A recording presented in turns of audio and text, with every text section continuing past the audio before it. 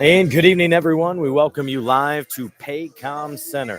It's our final installment of the Fieldhouse Files live post-game show. I'm live after some trouble getting on the Wi-Fi. So a lot of people connected to it, I think, here after this one. But the 103-91, the final, as the OKC Thunder are NBA champions, the seventh consecutive season where we have a different NBA champion. I hope it's not too loud in here. They're blasting music over the top as we're now an hour and 10 minutes after the final buzzer sounded. We just wrapped up interviews in the locker room and with players at the podium after this one. And at the podium in particular, talked with Rick Carlisle, talked with Pascal Siakam and TJ McConnell. And as you would imagine, most of the conversation centered along about Tyrese Haliburton and how he felt and what went wrong and what the emotions were like for the team as they tried to move past that mark after it happened midway through the first quarter.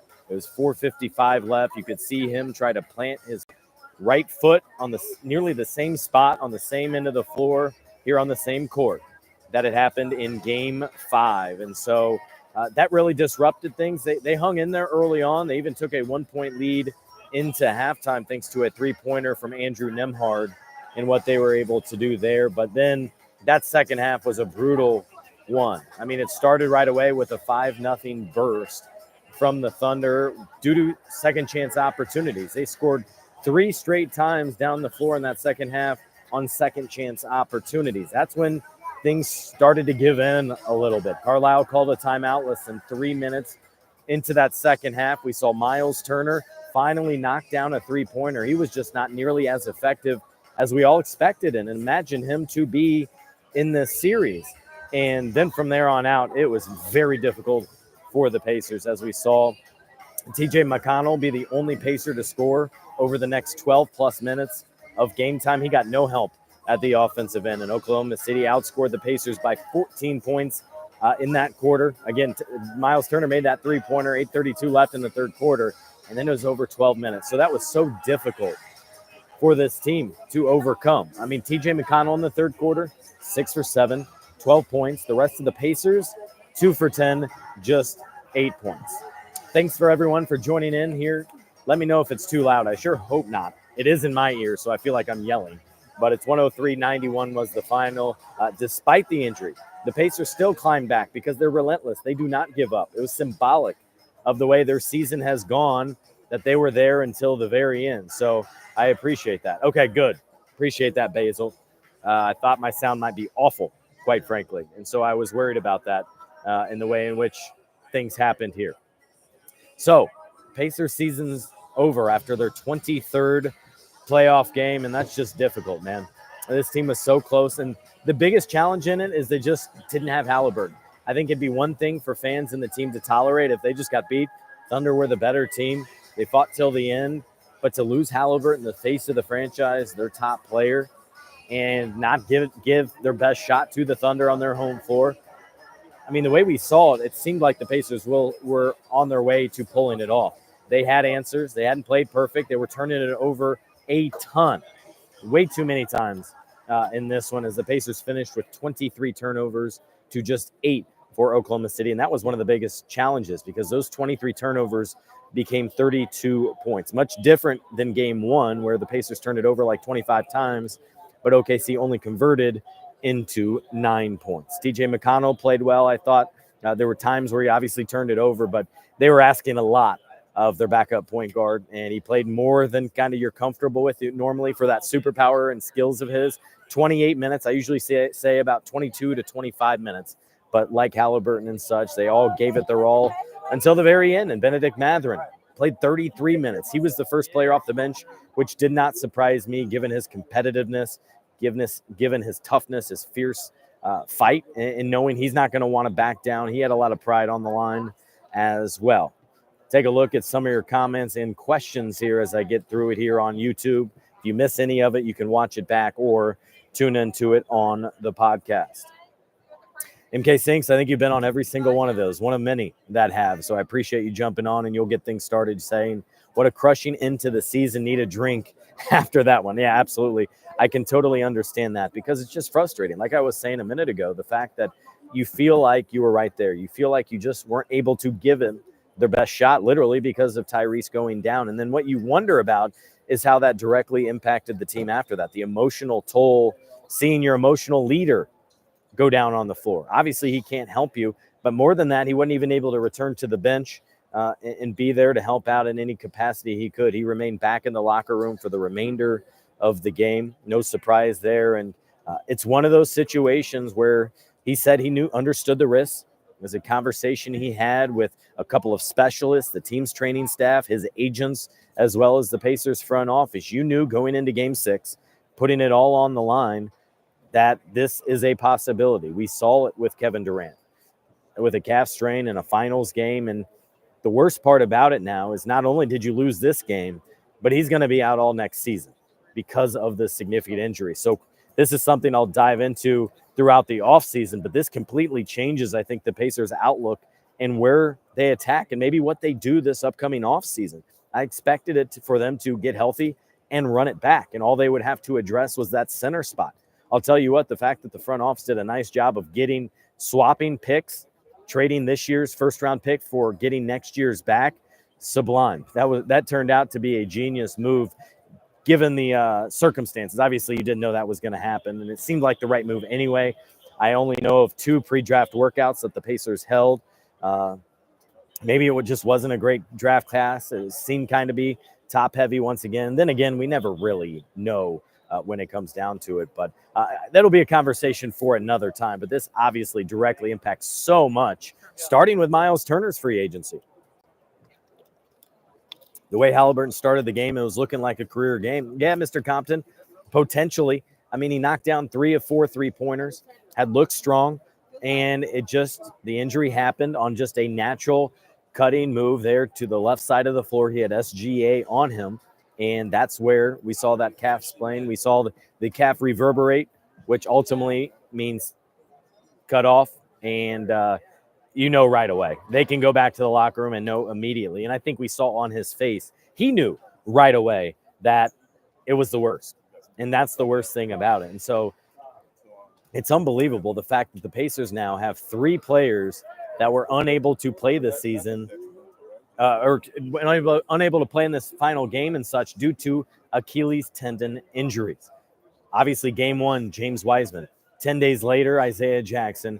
And now in the final game of the season, injury happening to Tyrese Haliburton. And for the second consecutive season, he was unable to finish out on the postseason. Remember him in the Eastern Conference Finals, unable to play in games 3 and game 4 there against the Boston Celtics. And then tonight, obviously unable to play after the final 4 minutes and 55 seconds. And yeah, just a crushing blow overall.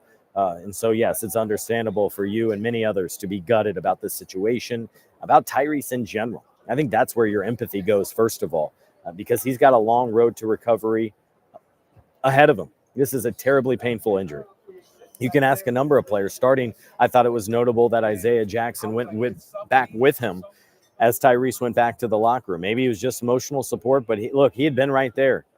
In early November, he had suffered an Achilles tendon tear, and so he has been through all of this. So is James Wiseman, but it was Carl Eaton, the associate head athletic trainer, along with James Johnson, that helped Tyrese back to the locker room. And it was one where he physically needed their help. He couldn't put any weight on that right leg, that right Achilles whatsoever. So it's very frustrating. Mr. Compton, I could see that in terms of Miles. It might be a decision you ultimately get back to because if you don't have Tyrese, it kind of changes your outlook for the season. And should you spend high on Miles, that changes the equation. But this is so fresh and so new that it's hard to get there. But man, right there, that becomes one of those first thoughts when you think about the front office and the decisions that they are going to have to make this offseason. They are. They're going to have to probably get another point guard to help handle, obviously, things at that front, unless they think maybe a Ben Shepherd and such takes a bigger leap. But I think you may need to address that. You obviously the center position as a whole, because you have 0 centers under contract for next year. We'll get into all of that a lot more. Is Siakam wanting out? I would not expect that. I'll have to write it this week, but Pascal was so reflective, more than he has ever been in his post-game press conference, talking about, and we knew some of this, but in Toronto, it was tough. It was a bad situation his final couple of years. And 2 years ago, he was in a dark spot. He said he wasn't having fun with basketball anymore. He lost his joy for the game. And coming to the Pacers helped him refine that. It started with Haliburton, he said, and then extended around through the rest of the team. And this was a special group. And so I see no reason whatsoever why Siakam would want out. He got his contract, so he got paid. He likes this group so much. I mean, he hosted them down to Orlando to start the season for a players-only minicamp. So he is in a good spot. I would not expect him wanting to move whatsoever. Gavin, yeah, I think that's right. Thank you, Tyrese. He gave it his all.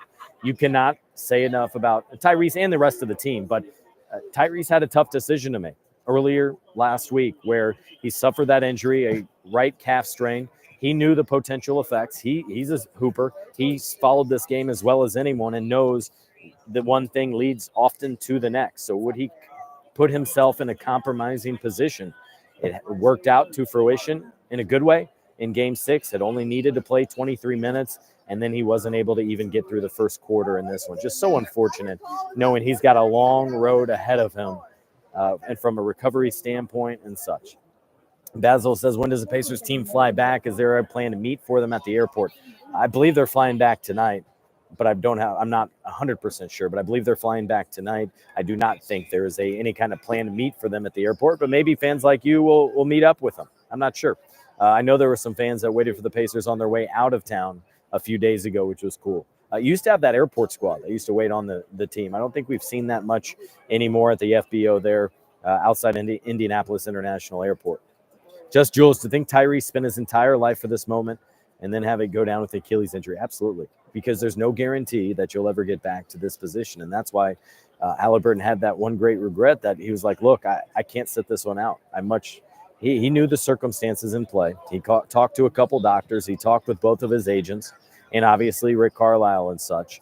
And he even said to Rick, if I don't look like myself, I'm not productive, take me out, because he wants to win more than he wanted to be out there. But he knew being out there gave this team the best chance to win. And so that's what he was doing out there. I do think you probably will have some regret later on down the road, but the challenge in all this becomes it's easier to have in hindsight, right, to have that regret. But it's something now that he will deal with throughout the offseason. He never really was healthy this season. If you go back to the end of last year, he rested it for about a year, took it easy, then ramped things up for Olympic trials, then was on the Olympic team, got hurt, and was unable to play, even though he was kind of the last man in the rotation there, which impacted the way he arrived at Pacers training camp, which impacted the way he was not necessarily in shape or in rhythm to start the season, got off to that slow start. And then that's the reason why it took him probably a month or so to get going. So I will say for the rest of this body, this will be a great reset, a fantastic reset. But you do not wish an Achilles on anyone. It's the worst painful injury that we see with basketball players anymore. 15 years ago, it was ACL injuries. Now they've kind of mastered that to the best of their ability, and it's pretty routine, and guys come back in less than a year. Achilles, far too many of them. I'll be curious to see if they send him to Dr. Martin O'Malley at Hospital for Special Surgery in New York. That's likely where he'll go. The other big doctor to do this surgery is out in Los Angeles, where Haliburton spends his offseason. That's Dr. Neil Elatrage. So that's another name to know here moving forward. But there's no pressure on him to do it right away. But I think the doctors will want to get it done ASAP, because generally with these Achilles injuries, the quicker you address them, the better. I think, wasn't it Tatum that had surgery the very next day?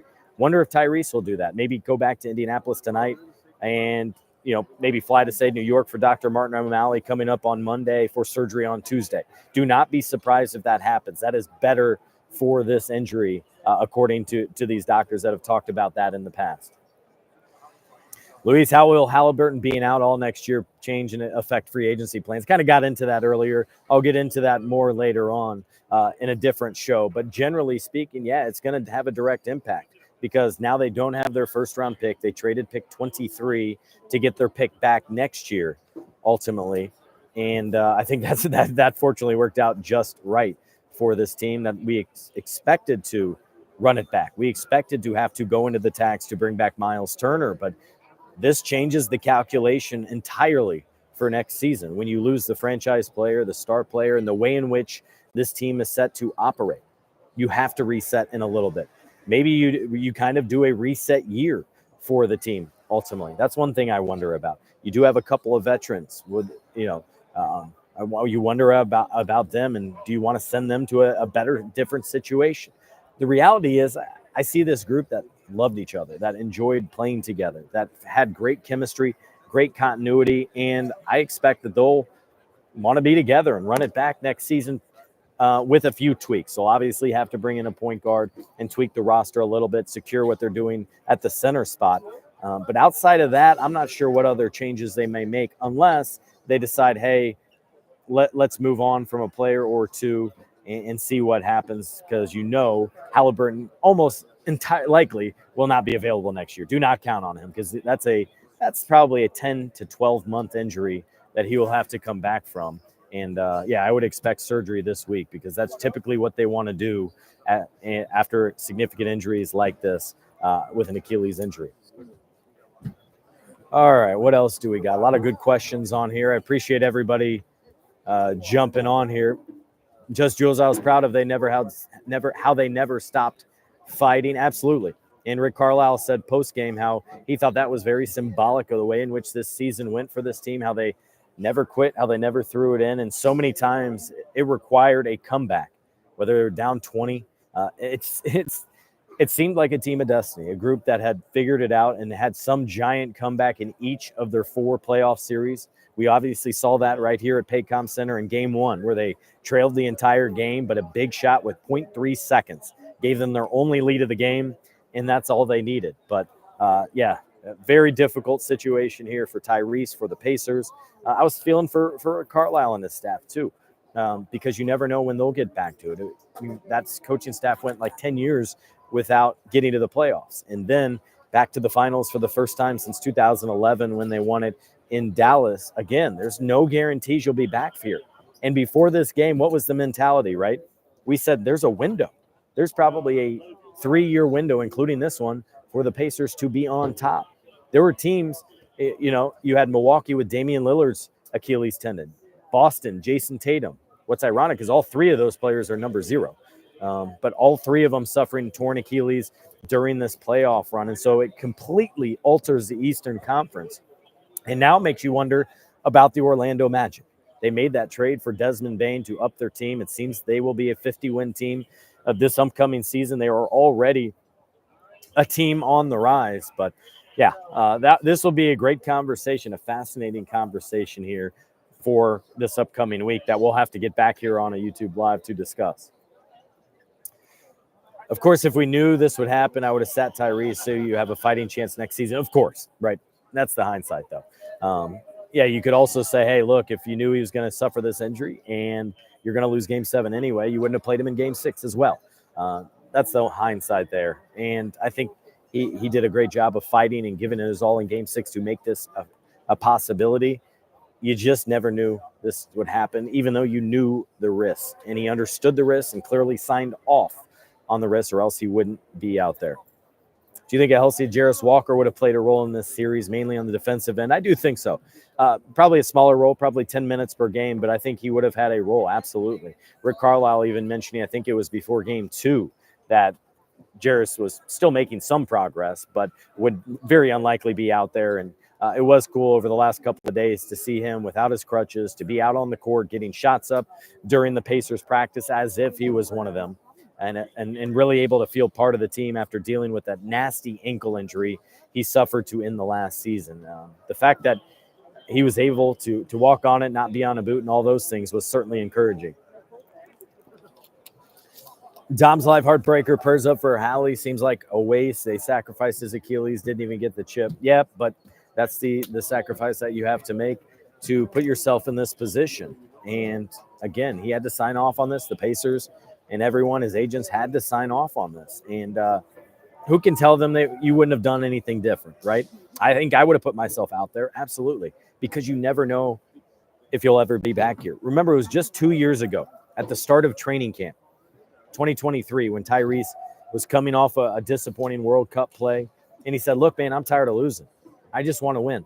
I've never experienced the playoffs. I want to win. And they got not only back to the playoffs, which was the first time for so many on that Pacers roster, but beyond that, they did a lot better than that. They reached the Eastern Conference Finals, but Mathurin got hurt, wasn't part of that playoff run. Haliburton was injured throughout, overcame some of that, unable to play in games 3 and 4. So I think it's encouraging, too, the fact that he's going to have a full year to rest his entire body and get right, because this is the load and the wear and tear on your body when something like this happens.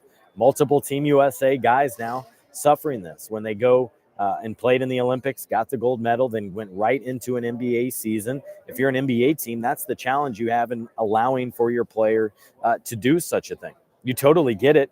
It's great for the team and great for the recognition, but at the same time, it's extra load and wear and tear on a body. Tyrese, throughout July, throughout August, was all about Team USA rather than being able to rest and get that full off season of good health. But again, I'd do the same thing if I was him, by the way. It seems like in the NBA, WNBA, just Jules said, Achilles injury is becoming more prevalent, it seems. Why is that? Man, I wish I had the answer, but I totally agree with you. I think it was Jeff Stotts of In Street Clothes saying tonight was the 8th Achilles injury of the season. Again, 3 of them, oddly, with the Pacers. Before that, I can only remember like 1 for the Pacers in the last decade, and that, of course, was Edmund Sumner, who suffered that injury and obviously rehabbed it back with the Pacers and back with Indianapolis. But just a difficult situation as a whole for Tyrese. Basil said, would you believe Miles would defer a big contract next year to return the year after, or will he go after the biggest offer? Tough to put myself in his shoes and what his decision is, but I would guess just generally that he will go after the best offer. But I also believe that offer, at least until this injury, was going to be with the Pacers in Indianapolis, because there's not many situations where they have free agency money. You have Brooklyn that has money, but that's just about it, and they're in a rebuilding situation. The Pacers, on the other hand, they looked like they were going to be the team of the East for the next several years. Now it changes the math here and what the Pacers are willing to offer. Now, what I could see is them not going to the tax, which would be silly, I think, at this point if they don't have those championship aspirations. And without Tyrese, that changes it. But I think you look to try to re-sign him, see if you can do so without going into the tax. Then it could make some sense. But the other side of it, maybe they look to go towards a younger center and allow for him to grow over the next year and go from there. Also, highly would consider bringing back Isaiah Jackson. You look into James Wiseman. You didn't really get to see what he could provide this season because he suffered that Achilles injury in game 1 of the season. So it's just unfortunate. James Wiseman suffered the Achilles in games 1. Isaiah Jackson less than 2 weeks later. And then to end the season, Tyrese going out and needing help off the floor due to that torn Achilles. Do the Pacers have a draft pick next season in the event Pacers finish below 500? Yes. That was the big move in the last week where the Pacers sent out their first-round pick this year, pick 23, to get back their first-round pick next year. And so they control their drafts. I think it's the next 7 years outside of this one. This one coming up, by the way, it's Wednesday. Usually we have all kinds of draft coverage, stories, previews, pre-draft workouts for a month and a half leading into it. I was the only reporter that was in Chicago for the pre-draft combine from a Pacers standpoint, so I will have some preview content coming up before Wednesday, but no first-round pick for the Pacers right now, and they do have a second-round pick there very late, however. Pascal won't leave now. It's 100% his team now. I totally agree. He's the top scorer for this team, both in the regular season and the postseason, and I think he'll take great pride in guiding this team and directing this team while Tyrese is out in the interim due to this surgery that he'll require, given that it's an Achilles tendon tear. What do you think about Clark Slutting? Now, we'll talk Fever here next week. Let's see. What else do we got here? Luis, hey, Scott, are the Pacers cursed? It hurts being a Pacers fan. Yeah, I was thinking about this during the game. There's been countless injuries now when the Pacers had started to get good. It was Danny Granger. Then it was Paul George, his freak accident with USA Basketball. Then it was Victor Oladipo suffering a rare ruptured quad tendon injury.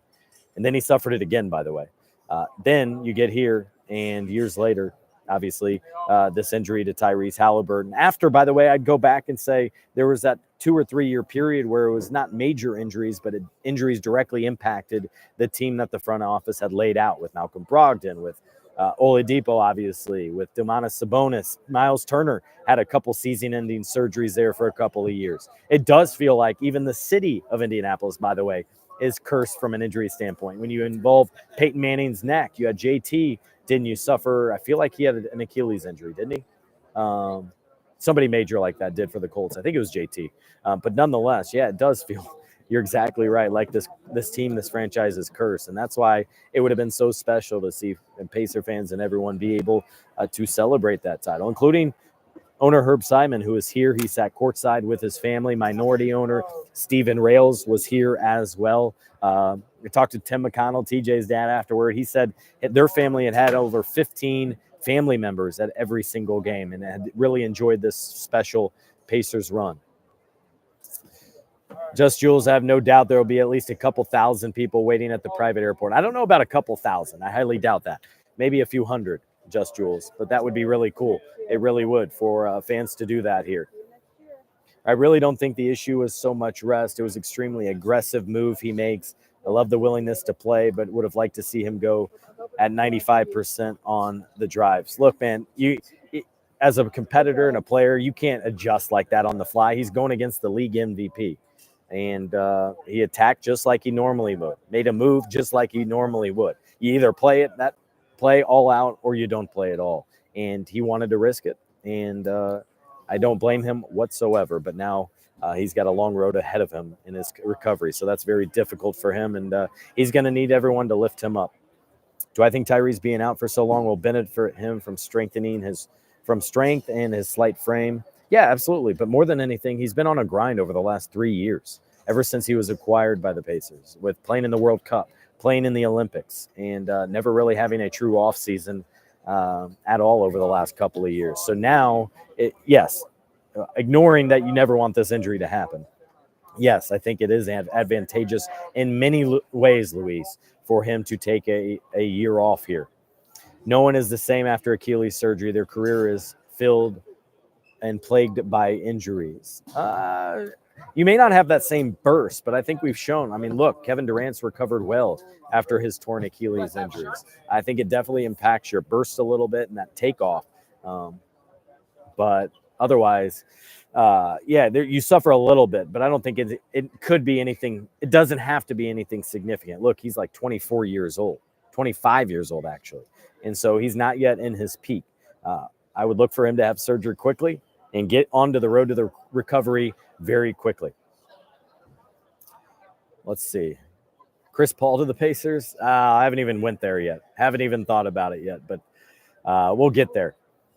Are the Pacers going to sign Miles long-term after this finals appearance? Well, first of all, what are their other options?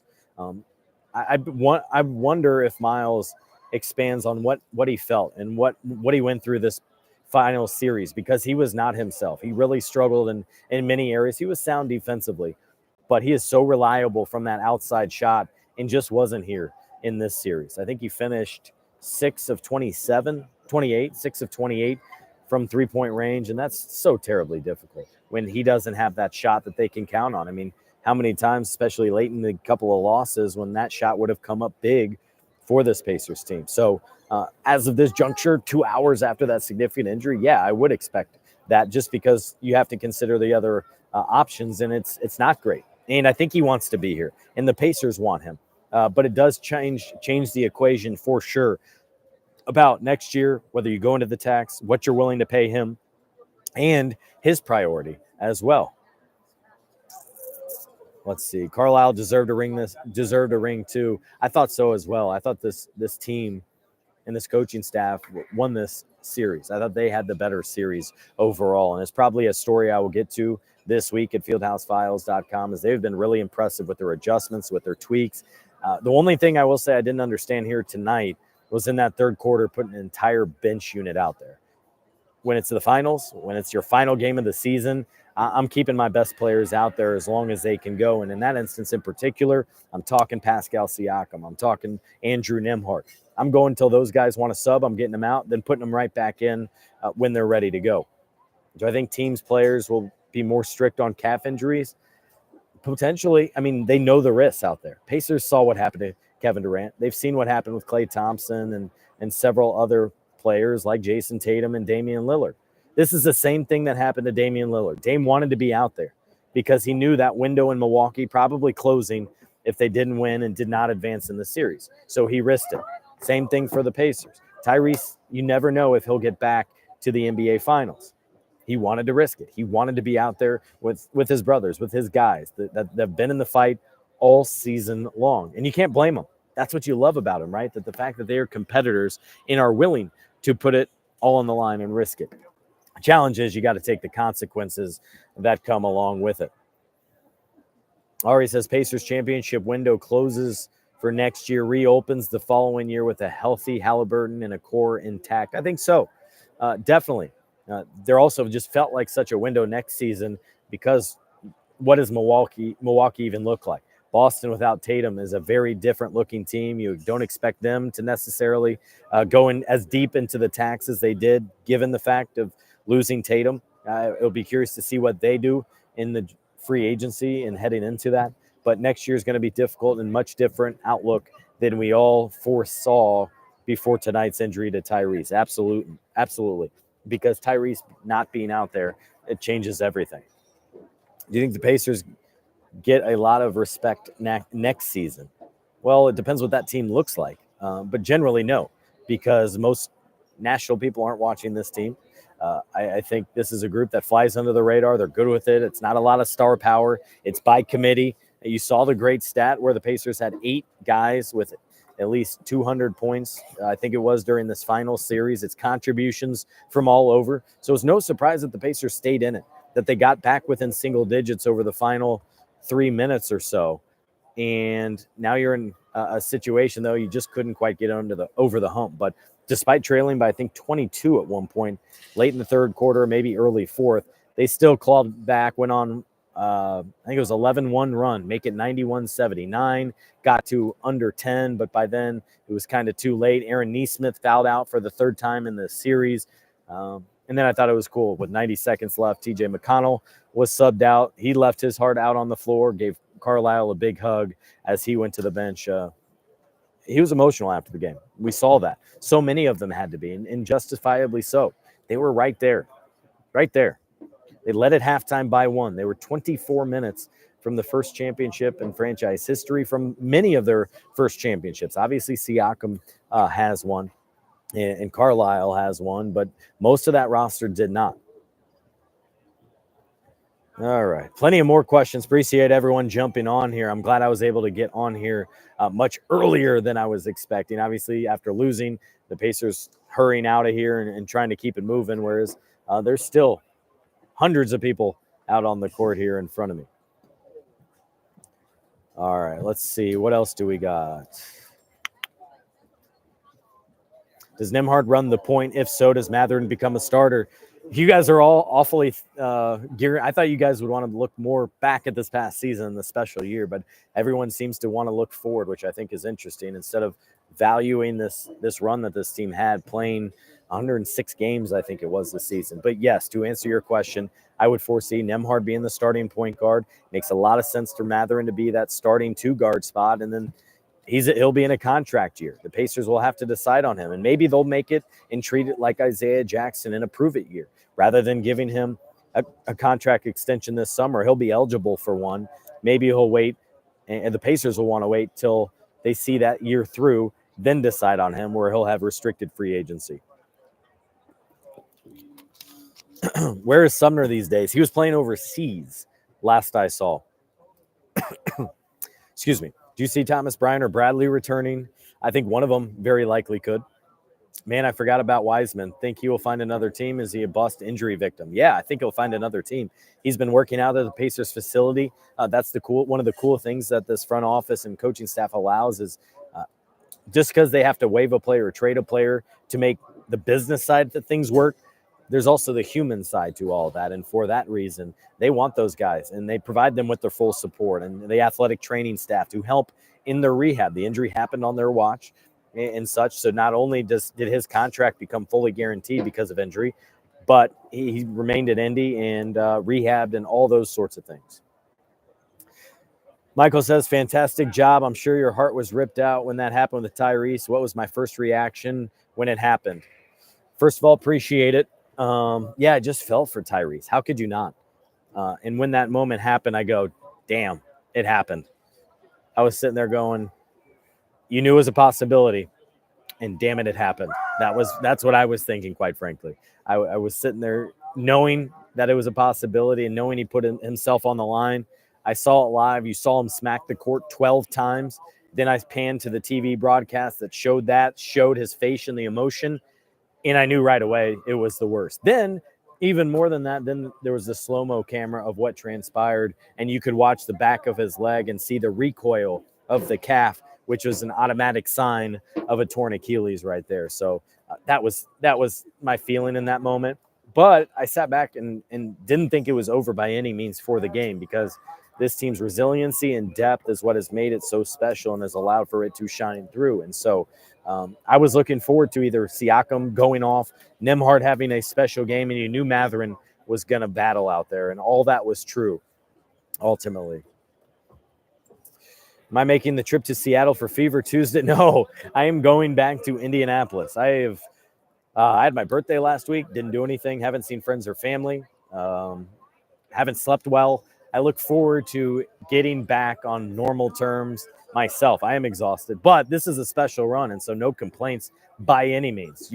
I wanted to make the most of it. I wasn't going to miss any games out here, and wanted to provide you with full coverage. Look, this is my 13th year on the Pacers beat. Been here longer than anyone, and so I was there during the pandemic, up in the extra special section when there was a blizzard downtown Indianapolis, and I was the only media member at that game.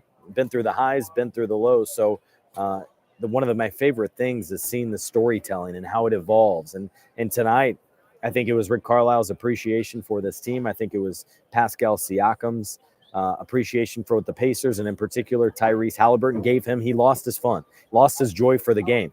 He wanted to get traded, got traded here with the Pacers, and it has worked out far better than anyone could have imagined. Scott, promise you'll do these live broadcasts. It makes my day. I will. Absolutely. I enjoy these.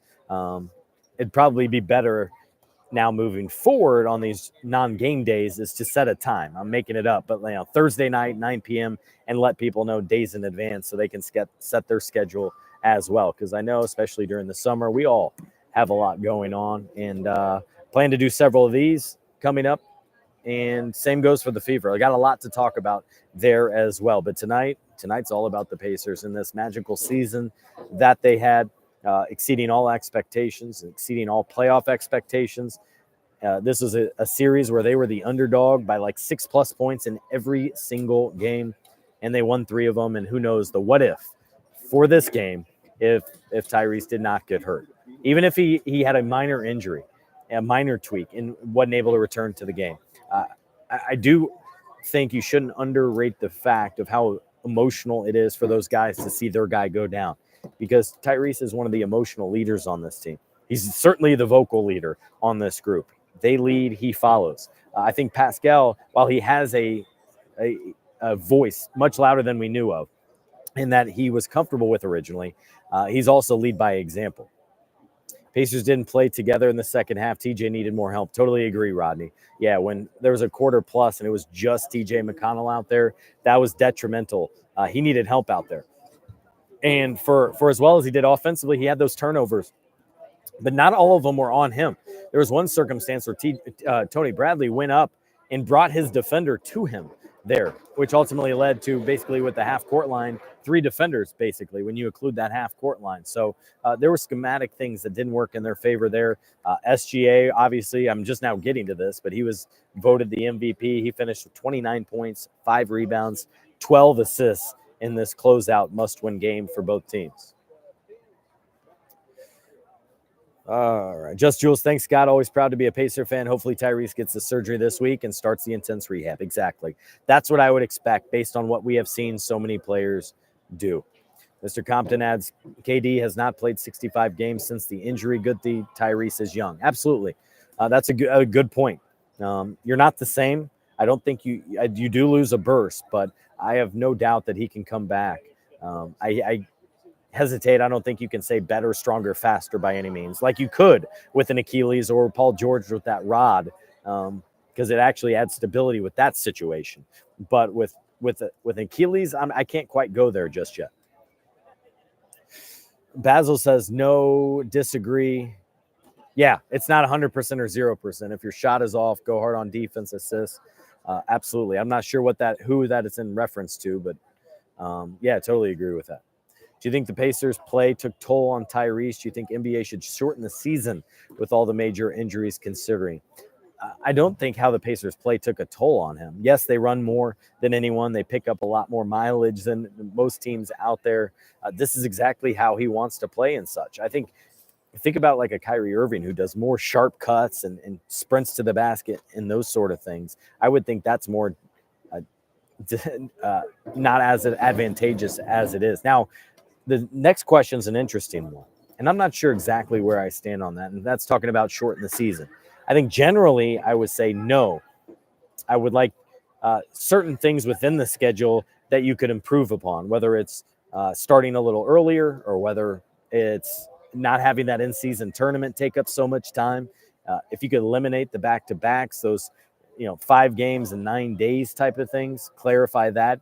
I have a hard time wanting to shorten the season only because of historical records and context and all those sort of things. However, they just got to 82 games just out of there's no magic formula or no specific reason that they did that.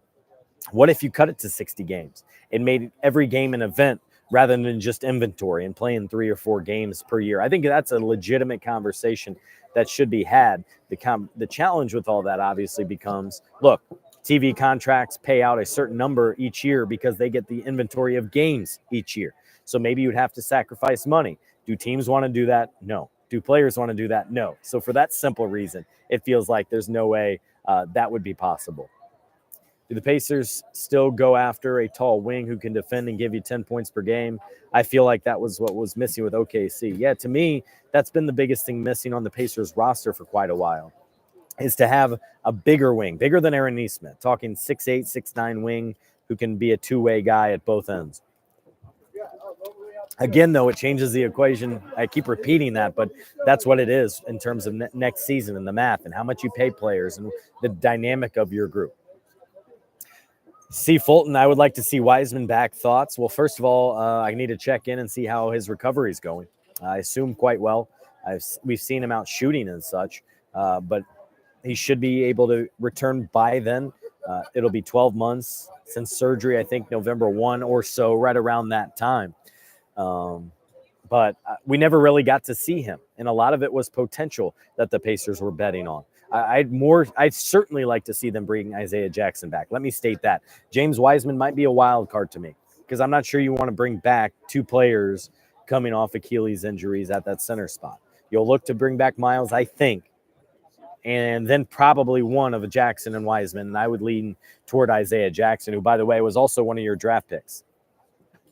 Does the NBA have signing bonus? Wonder if they can complement his salary to keep him in Indy. I assume you're talking about Wiseman, maybe Miles Turner. No, NBA has guaranteed contracts. That's what the NBA has so well. Only Pacers team that ever got respect in the last year or two out of Brown and Larry Legend's tenure. Yeah, this was one of them. I would say maybe that 2013 team was the other one that really stands out to me over the last 2 decades. Those are probably my 2 favorite teams in terms of coverage and such. I thought it was a beautiful thing to see Tyrese waiting for his teammates in the tunnel. Absolutely. They were keeping us media back behind the door, but of course the broadcast cameras were allowed in there. But look, I mean, he couldn't do anything on the court. He's too much an injury risk factor to be out there on the floor with the guys. And he was in there during that halftime discussion and such, but there's not much he could do. So he'd been through the grind with this group. Of course he wanted to be there for his guys. Of course he wanted to be out there, and he had hoped for a better result. But all he could probably think to do was hug his guys as they came back to the locker room saying, hey, you did your best just like I did. What the Pacers did, being in a small market, nothing short of spectacular to get to the finals, Just Jewel said. Same goes for OKC, doesn't it? right? And they still have so many of those first-round picks remaining as well. But the Pacers built via free agency, but especially via trade and through the draft. That's where the team had their most success in getting to this point. And in the last offseason, obviously, they re-signed a half dozen of their guys. And that's a big reason why we thought they were just on the precipice of a run here for the next 2 or 3 years. But that turned out not to be the case now due to this injury to Tyrese Haliburton. Should the Pacers extend Mathurin ASAP? What if Mathurin does well and becomes a Solomon Hill? He would be a restricted free agent next summer. So you don't have to do him ASAP by any means. It could be a situation where you want to see this season play out. I think a lot of it will come down to the money and what he is wanting. And if they're far apart on terms, it makes no sense. But next year certainly could help. It's funny how the dynamics of something one day later, a week later, 3 weeks later changes everything, right? It was 3 weeks ago we were saying, hey, give Miles Turner $30 million. He is way too valuable to this team, and this team is on a run right now. You might have different opinion after this finals run. Same goes in terms of paying into the tax and doing all that stuff. Well, now it's unless you truly believe you have a finals team and can upgrade the roster more beyond Haliburton being out, why would you do that? You set yourself up for the failure in future years. So that's another big conversation. Some claps going on here on the court. I think something just wrapped up in terms of the ESPN postgame show, by the way. PJ says, driving home to Evansville, pretty dejected. I'm guessing, PJs, that you were at the Pacers watch party where I was getting photos and videos from. It seemed like a fantastic atmosphere, absolutely, for so many there. Not quite a sellout because I don't think they were intentionally selling it out, but a monster crowd. Maybe 10,000 is what it looked like to me from the videos that were sent to me.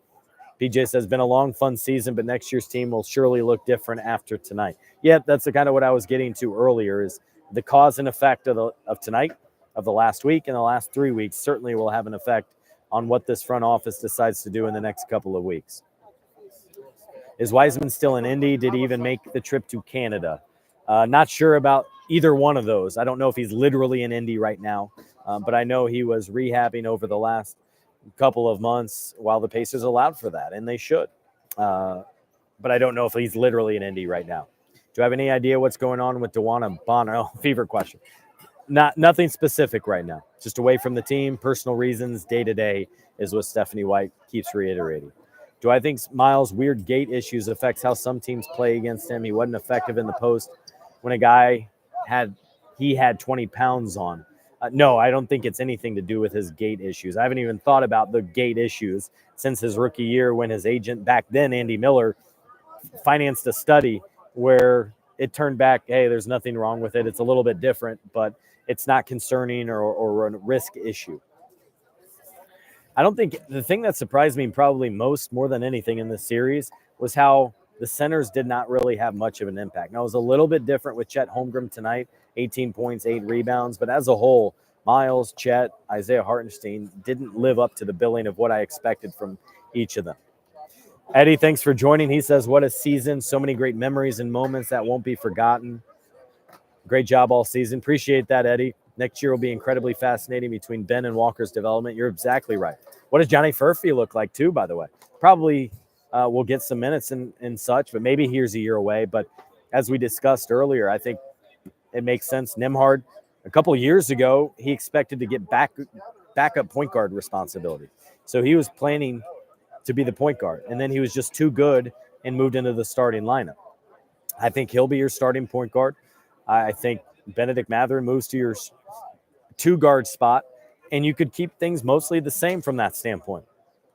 You have T.J. McConnell as your backup point guard. You'll certainly need another point guard, even more so given how much Rick Carlisle values that point guard position. But that would be very interesting about what happens moving forward with this group because of the cause of what happened tonight.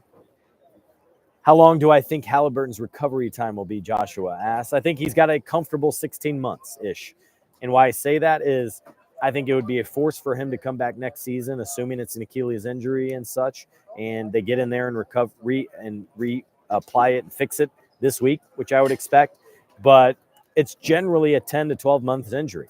Well, what's 2 months ago? The start of the playoffs. So it's one thing to ask a guy to come back during early parts of the season and another in the most intense spot of your year, the playoffs. 10 months from surgery, that's asking a lot. So I think you're already thinking ahead when setting your calendar to September of 2026. That's what I would think. And so mentally, I would prepare for no Haliburton whatsoever on the court next season and have his focus be on getting 100% in all facets leading the way after that. See, Fulton, they went away from Siakam too much. Agreed, the starters need to be out there. Yeah, I think that was an issue so much throughout the season is they would need some points, and Pascal did not demand it enough, and the players' teammates did not get it into him nearly enough. I think that was a pretty regular occurrence that I also reiterated here. 72 foul shots, don't forget about those as well. SGA gives Brunson a run for his money. He's also good at attacking. He's an MVP for a reason. I would have voted for Jokic, by the way, but still. Just remember, they have assets to make a move for 2026, 27. Absolutely.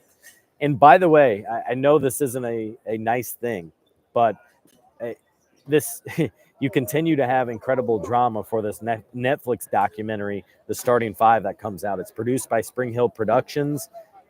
But I mean, when you take it for the storytelling purpose, on one side of the equation, you have SGA winning his first NBA championship, leading the Thunder to it. On the other side, the Pacers are right there. Tyrese Haliburton, the rehab process, all that it took, all that it commanded of him to get back here. And then for this moment, and then his reaction in the locker room, all those different things. These cameras had full access to him. So from a pure storytelling standpoint, you have a lot of incredible storylines from both sides. And this is just 2 of the 5 players that are featured. Just too many turnovers in the third to recover from. Right. That was costly. You had 23 turnovers in the game. You had 8 of them in the third quarter, 0 for the Thunder. That's where the game was lost. No doubt about that. You also had very few points, just a couple of field goals from the guys not named TJ McConnell. TJ was 6 of 7. The offense got stagnant. They turned the ball over. It was a troubling third quarter there, and that's where the game got away. And yet they still got within single digits there in the fourth quarter. PJs, I agree. This offseason just got a lot more interesting, for sure. Jack was very slight. Do you know if he's worked on his frame, he needs to go against bigger centers? He has got bulkier in a good way. He's added certainly muscle up top, I can see visually. So that's been really, really impressive. And you're right. But also, I mean, think to a Reggie. He's never been that bulky. He's never had a lot of strength on him, at least visually. Certainly he's working in the weight room. His body's still maturing. He's still very young and not yet at his peak. But yes, you would want him to add some strength, and I think he's done that.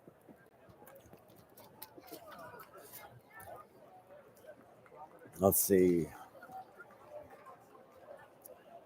Just found the stream. Thanks for being there. I'm still wanting to listen about the Pacers. Appreciate that. Since you're joining late, make sure you go back. You can rewatch this after I get done, or I post every single one on my Fieldhouse Files podcast. Big cheers for some of the Thunder player and staff members on the side of the court that was opposite the Thunder bench down there. We're almost 2 hours, more than 2 hours past when they won the championship, and big-time celebrations ongoing here tonight. Turner's playing the conference finals, and finals really hurt his future. Maybe some future earnings a little bit, but he's still going to be in demand. He's still a player that can play on all 30 teams. His 5 out is desired. But, yeah, I didn't get a chance to talk with him tonight, but I would have liked to, both to get his thoughts on the season as a whole, but also what was he battling throughout this final series? Obviously, he was sick for at least 3 of the games. Didn't quite look comfortable or confident or himself out there. I wonder entirely what he was dealing with. Mr. Compton, thanks for joining. You are very welcome. I thank you for joining after every single one, or at least close to every single one. Scott, which arena was louder? I think OKC by a little bit, but how much of that was those noisemakers? The fans here were slapping those fans together on their hands and making a lot of noise. So both venues were incredible. I thought both staff members and such incredibly friendly. Felt like just a great Midwest offering here in the between these two cities, and so had a great time other than not having a direct flight between the two cities. All right, what else do we got here? Do I think the Pacers will get a bigger wing in free agency? Yeah, we'll get there. I mean, it depends who all is available. Depends what they do in the draft. Do they decide to trade on? There's too many possibilities right now to guess. That's all it would be. Right now is a guess because, yes, they need to get some kind of point guard. The joke could be, do you go out and get Ryan Nembhard and pair him with Andrew Nembhard and he becomes your third string point guard? That would be great for me, for storytelling and perspective there. He's also just 6 foot and he would be a rookie, but maybe that's what would be perfect for a third string point guard. But that's something they're absolutely have to address. Most of the roster is already set if you keep it as is, but this might change your thinking a little bit. Getting that 2026 first-round pick back from New Orleans just became so important, especially with no limitations. For sure, Eddie. I touched on that probably when you were wrapping up your post-game show, but that was significant. That was great success and luck right there and foresight for the Pacers to be able to do this. And look, it was a draft clearly they didn't like too much. They had the 23rd pick. Instead, they valued that pick next year, and it also allows for them to control their picks for the next 5 to 7 years here moving forward, and that's important when you're trying to make deals as well. It gives you more optionality and flexibility in what you're trying to do. And the Pelicans, they wouldn't have known. Nobody knew that the Pacers weren't about to go on and make a run. Many may have thought that the Pacers would be 1-2 in the Eastern Conference next year, and that pick would actually be worse. So it was a gamble by both teams, and it seems like the Pacers will come out on top with that short gamble. Do I think Miles' struggles are purely mental? He missed a lot at the free throws and open threes when he would make them. It's hard to say the mental aspect of it. I think that's one of his biggest weapons in an area where he's matured the most and gotten better over the last 3 or 4 seasons in his confidence and his mental strength and how he takes care of his body.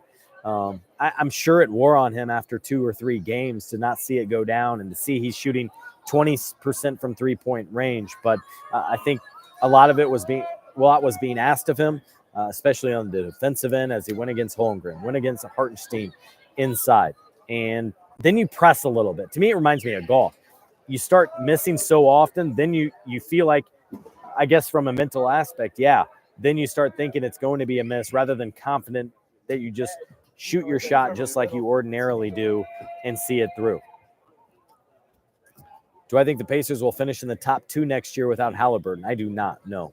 But who knows what this Eastern Conference is going to look like at this juncture. Let's have this conversation in a month after the draft, after free agency. We see what rosters look like. What does Boston do? Do they take next year as a reset year?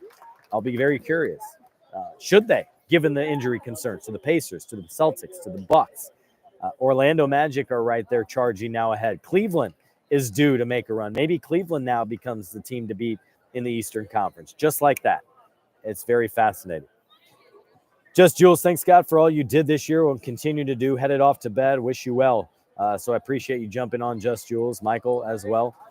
So appreciate that. So many of you joining me here on this live post-game show. Maybe here I'll finish up with just a few more thoughts. And it was a challenging year for me personally. I will say that, first of all. I was very thankful to be back covering this team and around this team, even though it wasn't to the full extent here throughout the NBA Finals. That was important to me, and I was glad that the NBA takes over, and I was able to do my thing for the most part here in the finals. So first of all, as much as it was a grind and all the traveling and such, wear and tear certainly catches up with you. Yet at the same time, this is my job, and I love providing this for you guys, to jump on this stream, to post podcasts. I'm supposed to talk with Tim Legler for a podcast tomorrow morning to react to what happened tonight. And man, we have so much to discuss, to balance fever stuff, which I enjoy doing. And by the way, they have a big game coming up here in about 10 days with the Commissioner's Cup Championship up in Minneapolis. They'll take on the Minnesota Lynx. And what does Nafisa Collier look like? Obviously, Caitlin Clark not shooting well from three-point land. Stephanie White's missed time. DeWanna Bonner's been away from the team. That's why we love sports, because it's fascinating. It's entertaining. There's storylines. There's personal stories, and so many different things that I look forward to sharing with you, including one of my favorite stories here will be Donnie Strack, the head of medical for the Oklahoma City Thunder. He got his career in the NBA started, like me, as a Pacers ball boy. Then he got into the medical side of things, working, I think, with David Craig and the medical staff with the Pacers.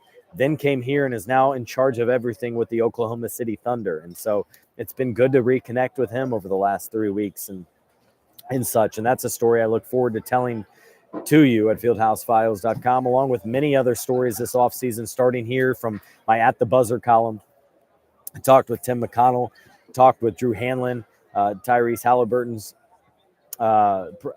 basketball trainer. I talked with a couple of former players about what this playoff run has meant to them. So I'll have those stories and a whole lot more for you coming to you at fieldhousefiles.com.